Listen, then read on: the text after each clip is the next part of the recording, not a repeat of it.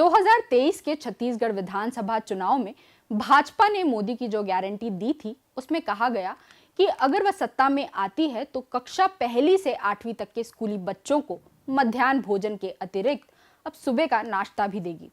इसके लिए विशेषज्ञों से बात करके मेन्यू तैयार करने की बात कही गई थी, लेकिन मोदी की गारंटी वाला नाश्ता तो शुरू नहीं हुआ। इसके उलट भाजपा की सरकार ने बच्चों को मध्याह्न भोजन में मिलने वाला सोया मिल्क भी बंद करने का फैसला किया है।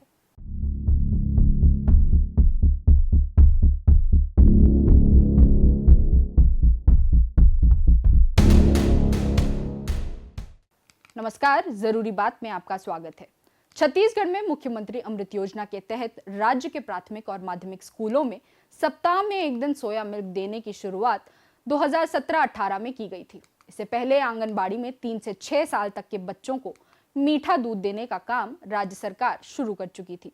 रमन सिंह सरकार की इस अमृत योजना को खूब सराहना मिली। इस योजना के तहत सप्ताह में एक दिन प्राथमिक शाला के बच्चों को 100 ml और माध्यमिक शाला के बच्चों को 150 ml दूध दिया जाता था, लेकिन इस साल के बजट में इस सोया दूध का प्रावधान ही खत्म कर दिया गया है। छत्तीसगढ़ सरकार में कोई बताने वाला नहीं है कि सोया दूध देने की योजना को विस्तारित करने के बजाय उसे किन कारणों से बंद कर दिया गया। इस बात की भी जानकारी नहीं है कि इसकी जगह वैकल्पिक तौर पर क्या व्यवस्था की गई है या उसकी क्या योजना बनाई गई है। इसी राज्य में दोपहर के भोजन में जब बच्चों को अंडा देने की योजना शुरू की गई तो शाकाहारी भोजन के पैरोकार राजनेता इसके खिलाफ उतर आए। छत्तीसगढ़ में भी लाखों करोड़ों कबीर पंथ के मानने वाले लोग हैं जो शुद्ध शाकाहारी हैं। उनको अपने बच्चों को अंडे से दूर रखना चाहते हैं, तो इस प्रकार की भावना उन्होंने एक जन आंदोलन के रूप में प्रदर्शित की।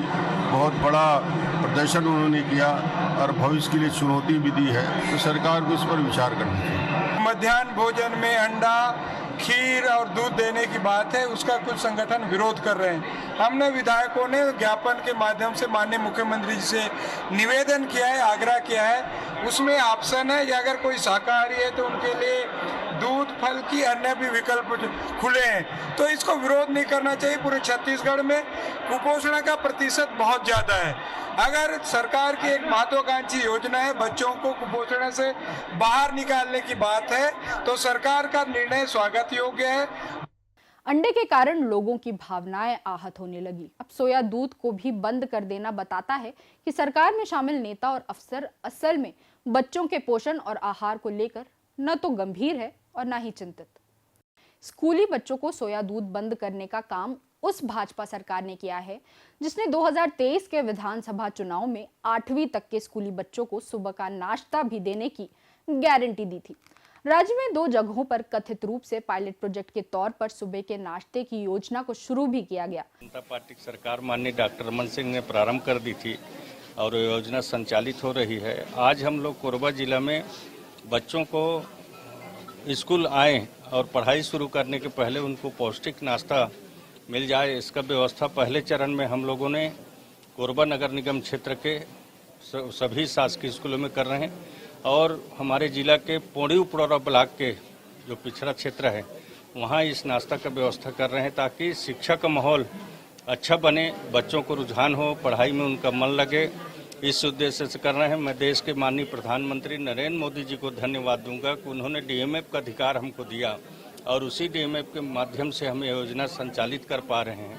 और प्रदेश के माननीय मुख्यमंत्री जी का भी हमेशा जब से मुख्यमंत्री के पदभार संभाले हैं तब से लगातार शिक्षा कैसे हमारे व्यवस्थित हो, अच्छा हो, इसके लिए माननीय मुख्यमंत्री जी का भी प्रयास जारी है और पूरे सरकार छत्तीसगढ़ प्रदेश की देश के विकास में लगी है। उसी तरह से शिक्षा की माहौल अच्छा बने, क्योंकि हर व्यक्ति शिक्षित होगा तभी हमारा देश विकसित भारत में गिना जाएगा। हमारे प्रधानमंत्री जी के द्वारा 2047 में विकसित भारत का सपना देखा है। लेकिन पिछले 25 सालों से जिस देश में बच्चों को मध्याह्न भोजन दिया ही जा रहा है, वहां पायलट प्रोजेक्ट की औपचारिकता असल में योजना को लागू करने से बचने की कोशिश की तरह ही नजर आता है।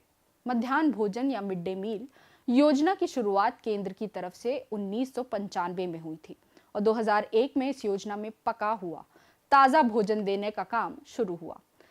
छत्तीसगढ़ में 1 अक्टूबर 2002 से समस्त उच्च प्राथमिक शालाओं में भी मध्याह्न भोजन योजना लागू हुई। इस योजना का मुख्य उद्देश्य पोषण के साथ साथ गरीब बच्चों को स्कूल छोड़ने से रोकना और उन्हें पढ़ाई में ध्यान केंद्रित करने में मदद करना था। कई गरीब बच्चे खाली पेट स्कूल आते हैं, जिससे उनकी पढ़ाई प्रभावित होती है। इस योजना के तहत उन्हें पौष्टिक भोजन उपलब्ध कराया जाता है, जो न केवल उनकी भूख मिटाता है बल्कि कुपोषण पर भी अंकुश लगाता है। ये योजना शिक्षा का अभिन्न हिस्सा बन गई, क्योंकि इससे स्कूलों में नामांकन और उपस्थिति बढ़ी। इसके अलावा ये योजना सामाजिक समरसता को बढ़ावा देने का भी माध्यम बनी। स्वच्छता और स्वास्थ्य शिक्षा का सरल लेकिन प्रभावी पाठ तो यह है ही। इसी तर्ज पर सुबह के नाश्ते की शुरुआत स्कूलों में की जा सकती थी। राष्ट्रीय शिक्षा नीति में भी स्कूलों में नाश्ता शामिल करने की सिफारिश की गई थी, लेकिन इसे लागू नहीं किया गया। खाद्य एवं पोषण विशेषज्ञ दीपा सिन्हा ने छत्तीसगढ़ में स्कूली बच्चों को सुबह नाश्ता दिए जाने की वकालत करते हुए एक कार्य योजना बनाई थी, जिसमें कहा गया था कि मध्याह्न भोजन योजना में गुणवत्ता और नियमितता में सुधार, स्थानीय किसानों और उत्पादकों के साथ संबंध बढ़ाने, पारदर्शिता और जवाबदेही बढ़ाने की दिशा में कई और हस्तक्षेपों की आवश्यकता है।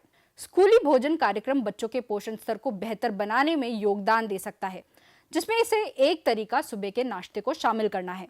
दीपा सिन्हा की राय थी कि आज भी देश के कई हिस्सों में मध्याह्न भोजन कई बच्चों के लिए दिन का पहला भोजन होता है। बच्चे, विशेष रूप से कमजोर समुदायों से संबंधित बच्चे, भूखे पेट स्कूल आते हैं और इससे पढ़ाई के साथ साथ स्वास्थ्य भी प्रभावित होता है। बच्चों को अगर स्कूल में सुबह का नाश्ता मिलता तो जो परिवार कठिन परिस्थितियों में जीवन यापन कर रहे हैं, उन परिवार के बच्चों के लिए सुबह का भोजन बहुत उपयोगी होता। इसी तरह बच्चों को कक्षा में भूख नहीं लगती और इससे बच्चों को बेहतर सीखने में मदद मिलती। वर्तमान में दिए जाने वाले दोपहर के भोजन के साथ नाश्ता वर्तमान आहार में अंतर को भर देता। साथ ही साथ माताओं पर घरेलू काम का बोझ कम होता, जिन्हें बच्चों को स्कूल भेजने के लिए सुबह जल्दी उठना और खाना बनाना पड़ता है। बच्चों को नाश्ते के रूप में दी जाने वाली चीजों में उच्च प्रोटीन खाद्य पदार्थ जैसे उबला हुआ अंडा, अंकुरित अनाज, चना, दलिया आदि शामिल किए जा सकते थे।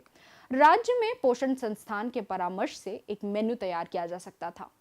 एक अनुमान है कि छत्तीसगढ़ में 30 लाख बच्चों को साल के 250 दिन लगभग 4 रुपए प्रति बच्चा प्रतिदिन खर्च किया जाए तो साल के महज 300 करोड़ रुपए के बजट में स्कूली बच्चों को पौष्टिक नाश्ता दिया जा सकता है। लेकिन सवाल यही है कि 1,65,000 करोड़ का बजट बनाने वाली छत्तीसगढ़ सरकार की प्राथमिकता में स्कूली बच्चों का पोषण शामिल भी है या नहीं। जरूरी बात में फिर होगी बात।